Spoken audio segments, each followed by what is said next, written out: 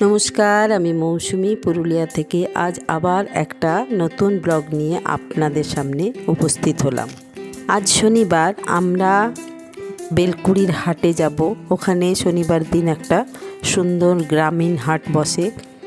ওই হাটে মকর সংক্রান্তির ঠিক আগে লাস্ট যে হাটবারটা, সেই তখন রঙিন চৌডোলে ভরে যায় পুরো হাটটা। আর এত সুন্দর লাগে না, সেটা দেখতেই আমরা যাচ্ছি। মানভূমের নানান লোকসংস্কৃতির মধ্যে এই টুসু পরব হলো অন্যতম একটি বড় উৎসব। এখানকার মানুষ এই টুসুর উৎসবে ভীষণভাবে মেতে ওঠে। মানভূমের ভাষা, মানভূমের উৎসব সব কিছুর মধ্যেই একটা নিজস্বতা আছে। পুরুলিয়ায় তো খুব ঠান্ডা, তাই মানভূম ভাষার একটা কবিতা আপনাদেরকে খুব শোনাতে ইচ্ছে করছে। শুনুন সেই কবিতা। উহ, কি জাড়! কবি অজয় গাঙ্গুলি। এবার জাড়টা মালুম হয়েছে, বাসি ভাত না খাইয়ে নাই যাবে।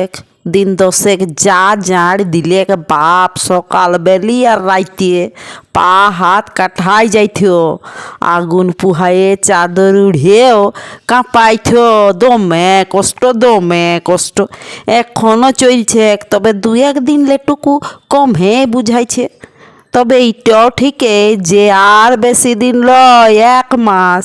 তা করতে যা গরম শুরু হবে, বাপ বলা করাবে। পাঠশালায় নিমাই পণ্ডিত বলতে মানুষ কিছুতে খুশি লয়। শীতে ঠকঠকায় বলবে টুকু কমুক, আর যখন ঝোলা দিবে তখন চুইবে আর বলবে হে ঠাকুর বাঁচাও।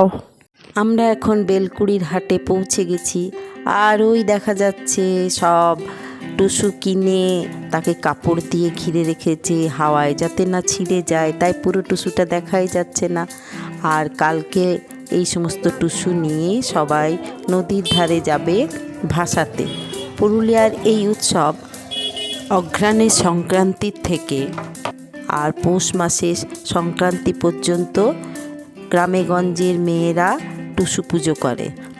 মকর সংক্রান্তির দিন এই চৌডোল আর টুসু নিয়ে এরা নদীতে গিয়ে বা কোনো জলাধারে গিয়ে টুসু বিসর্জন দেয়। এটাই এখানকার বিরাট বড় উৎসব। আর এই চৌডোলগুলো সেই জন্য হাটে বিক্রি হয়। একসাথে অনেক চৌডোল রঙিন কাগজ দিয়ে মোড়া, এগুলো দেখতে বড়ই ভালো লাগে। টুসু বিসর্জন দিতে যায় যখন এরা নানান রকম টুসু গান করতে করতে যায়। এই গানগুলো শুনতেও বেশ ভালো লাগে। নিজেদের জীবনযাপনের সুখ দুঃখের কথা দিয়েই গানগুলো সাজানো থাকে। কিছু কিছু মজারও কথা থাকে, আবার কিছু কিছু দুঃখেরও কথা থাকে, সেগুলোই এই গানের মাধ্যমে বেরিয়ে আসে। আমরা তো এত রঙিন কাগজে মোড়া টুসু দেখে আত্মহারা হয়ে পড়েছি।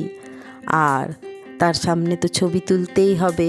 এই নূপুরের মাসি আর নূপুর, সীমাশ্রী, সন্ধ্যা, সবাই আমরা ছবি তুলে নিলাম এই টুসুগুলোর সামনে।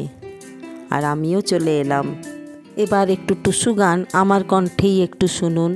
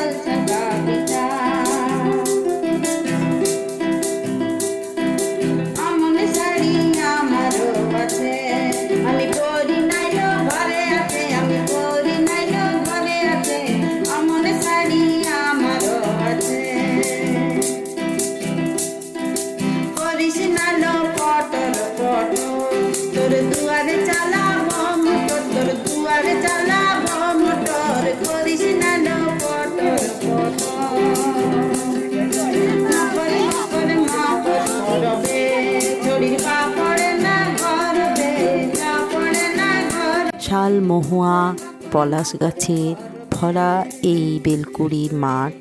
আমরা মাঠের শেষের দিকে চলে এসেছি, সন্ধে নেমে আসছে, সোনালি আলোয় ভরে উঠেছে, আর ওই দূরে মানুষগুলো চৌডোল নিয়ে বাড়ি যাচ্ছে।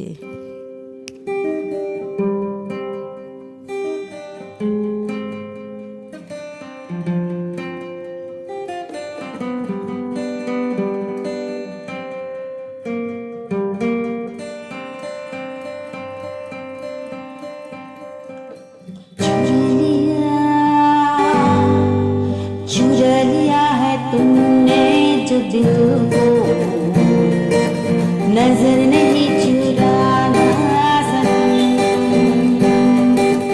बदल के मेरी तुम जिंदगानी, कहीं बदला जाना सनम। এত সুন্দর প্রাকৃতিক পরিবেশ, আমরাও একটু সিনেমাটিক শট নিয়ে নিলাম। ওই দূরে ট্রেন যাচ্ছে, আর হাটও জমে উঠেছে, অনেক মানুষের ভিড়। আর আমরা এই মাঠের শেষ দিকে সূর্যাস্তটা দেখবার জন্য চলে এসেছি। কি সুন্দর লাগছে, চারিদিকটা সোনালি আভায় ভরে উঠেছে। ছবি তোলার জন্য আমরাও চলে এলাম এই গাছটার সামনে। কিছু তো ছবি তুলতেই হবে। সুন্দর এই সোনালি আলোয় লুকোচুরি খেলা, আর সুন্দর এই প্রকৃতিকে মনে রেখে আবার এগিয়ে চলা। ওই টুসু নিয়ে ওরা বাড়ি ফিরে চলেছে। আবার কালকে সকাল না হতেই সবাই মকর স্নান করতে যাবে কোনো জলাশয়ে। আমরা আবার হাটে চলে এসেছি। মকর পরবের জন্য সবাই নতুন জামা কাপড় পরে এই হাটে, তাই নতুন জামা কাপড়ও বিক্রি হচ্ছে। মকর স্নান করে সবাই নতুন জামা কাপড় পরবে। আমরা এই হাটটা দেখতে দেখতে বাড়ির দিকে রওনা দিলাম। কিছু শাক সবজি কিনলাম। শীতের সময় হাটগুলো কি সুন্দর সেজে ওঠে নানান শাকসবজিতে, ফুলকপি, বাঁধাকপি, টমেটো, আরও কত রকম শাক নিয়ে বসে আছে দোকানিরা। কি ভালো লাগছে দেখতে, বিভিন্ন রঙের শাকসবজিগুলো যেন উজ্জ্বল হয়ে আছে গোটা হাটটা। আমি আমার ব্লগটা এবার এখানেই শেষ করছি। আমার ব্লগ ভালো লেগে থাকলে প্লিজ লাইক, শেয়ার, সাবস্ক্রাইব করবেন। Tata, by.